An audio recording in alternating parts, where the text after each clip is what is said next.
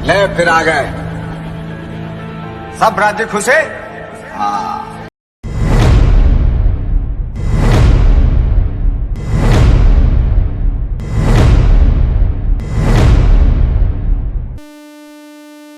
और आज का जैसा कि टॉपिक है रिप्रोडक्शन इन ऑर्गेनिज्म, ऐसा मुझे बताया जाता है सूत्रों के हवाले से कि इस चैप्टर को अपन बहुत ही बोरिंग और बहुत ही क्लिशी चैप्टर मानते हैं। मुझे उम्मीद है कि आज की क्लास के बाद, इस सेशन के बाद, अगर आप मुझे अपना पहला 15 मिनट दे देते हैं तो मैं इस क्लास को उतना ही रंगीन बना दूंगा जितना आपको टीवी या पिक्चर देखते हुए मजा आता है। ठीक है भाई, तो एक बार सब लोग फटाफट से जुड़ जाइए।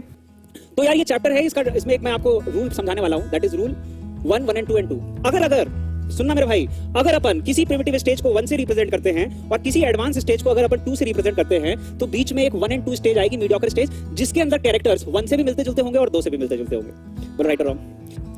मान लो कि ये सोमैटिक है, इसमें सोमैटिक के अलावा तो कोई बात नहीं है, नहीं, ये सबसे प्रिमिटिव है। ये जर्मिनल है और जर्मिनल के साथ स्पोर है। यहाँ 2 बातें अंडरलाइन करने की है कि जर्मिनल पार्ट स्पोर बनाता है, ये सबसे एडवांस है और ये प्रिमिटिव है। अब आपने कहा था कि सर अगर प्रिमिटिव 1 है और एडवांस 2 है तो 1 and 2 दिखाऊं, यानी मुझे मीडियोकर वाली स्टेज में जो 1 and 2 वाली स्टेज है उसमें 1 का कुछ कैरेक्टरिस्टिक दिखाना पड़ेगा और 2 का कुछ कैरेक्टरिस्टिक दिखाना पड़ेगा। लो दिखा दिया। सोमैटिक वाला पार्ट 1 से आया है और सेक्सुअल रिप्रोडक्शन में स्पोर वाला पार्ट यहाँ कॉमन हो रहा है। देखो 1 and 2 है कि नहीं है?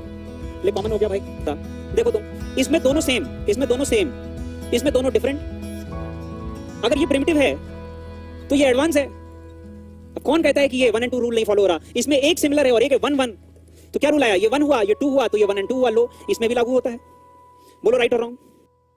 सोच रहा हूं मैं भूल गया हूं, मैं भूलता नहीं हूं। 1, 1 and 2 का रूल लगाते हैं। मान लो फिशेस सिर्फ वाटर में रहती हैं, इसे प्रिमिटिव कह देते हैं क्योंकि ये सिर्फ वाटर में रहती हैं। एप्स और मैमल्स सिर्फ लैंड पे रहते हैं, इसे 2 कहते हैं, एडवांस कह देते हैं। तो बताओ जिंदगी 1 and 2 से गुजरी कि नहीं गुजरी?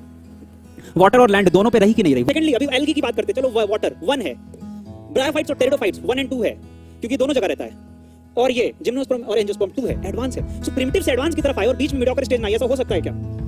ऐसा हो सकता है क्या? फिर लोग कहते हैं कि नहीं, फिर लोग कहते हैं कि नहीं। लाइफ साइकिल में आप मुझे बताइए एल्गी के अंदर कौन सी लाइफ साइकिल थी? अगर आपको नहीं याद हो तो मैं आपको बता देता हूं, हैप्लॉन्टिक लाइफ साइकिल थी। हैप्लॉन्टिक लाइफ साइकिल होती है प्लांट किंगडम में एल्गी के अंदर। जिम्नोस्पर्म और एंजियोस्पर्म के अंदर डिप्लॉन्टिक लाइफ साइकिल देखी जाती है। Thank me later.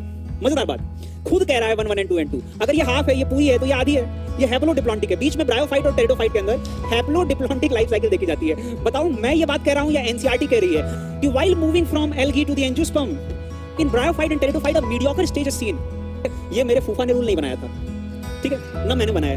मैं तो एनसीईआरटी की एक लाइन को उठाया, मीडियोकर स्टेज, और मैंने उस मीडियोकर स्टेज के पॉइंट को हर चैप्टर पे लगा दिया है। देखो दिखाते हैं फिशेस के अंदर कितना चैम्बर्ड हर्ट होता है। चलो बताओ sir. 2 chambered sir, very easy. Amphibians और रेप्टाइल्स के अंदर छोड़ देते थोड़ी देर के लिए। एप्स और मैमल्स के अंदर कितना चैम्बर्ड हर्ट होता है सर? 4 चैम्बर्ड हर्ट होता है। तो एम्फीबियंस और रेप्टाइल्स के अंदर टेक्निकली 3 चैम्बर्ड हर्ट होना चाहिए। सर कैसी बात कर रहे हो सर? Are you sure? ये रूल सर हर जगह लगता है। किडनी पे लगा लेते। किडनी पड़ी है, लिखूंगा नहीं क्योंकि ये सर्कुलेटरी सिस्टम या एक्सक्रीटरी का टॉपिक नहीं है। एक्सक्रीटरी में पढ़ाऊंगा तो वहां बताऊंगा, लेकिन मैं बता देता हूं तुम्हें। वहां पे भी 3 प्रकार की किडनी होती है, प्रो, मेसो, मेटा। उसमें भी 1, 1 and 2 का रूल लगता है। एक में बोमेंस कैप्सूल नहीं होती, सिर्फ एक रॉड लाइक स्ट्रक्चर, ऐसा tube like, tubular form of kidney. फिर एक में बोमेंस कैप्सूल आ जाती है और फिर एक में लूप ऑफ इनले आ जाता है, और तीनों एक दूसरे के प्रिमिटिव, एडवांस और मीडियोकर स्टेज है। ऐसे ही पॉलिनेशन के अंदर, reproduction in organism chapter number 2 class 12 NCERT देखना। पॉलिनेशन के अंदर भी बताया तुम्हें क्या? 3 तरीके के पॉलिनेशन, जीनोगैमी, गिटानोगैमी और autogamy. Autogamy being the primitive, geitonogamy being the 1 and 2 and xenogamy being the advance. अब ऑटोगैमी में वहां क्या होता है भाई कि सेम प्लांट और सेम फ्लावर पॉलिनेशन करता है। जीनोगैमी में क्या होता है? डिफरेंट प्लांट और डिफरेंट फ्लावर पॉलिनेशन करता है। और जीनोगैमी में क्या होता है? जीनोगैमी वही होता है दोनों का बीच का। सॉरी, गिटानोगैमी में क्या होता है? दोनों के बीच का। क्या होता है कि सेम प्लांट होता है पर फ्लावर डिफरेंट हो जाता है।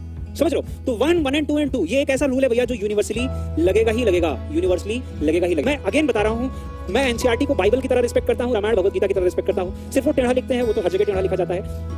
और मैं एनसीईआरटी से बाहर जाकर कुछ भी नहीं पढ़ाता। मैं सिर्फ वो पढ़ाता हूं जिससे आपको आपकी एनसीईआरटी समझ में आ जाए। अगर एनसीईआरटी समझ में नहीं आ रही भाई, पूरी दुनिया की कोई भी किताब पढ़ लो, आपके फेवर में चीजें नहीं होंगी। Thank you so much for joining my session.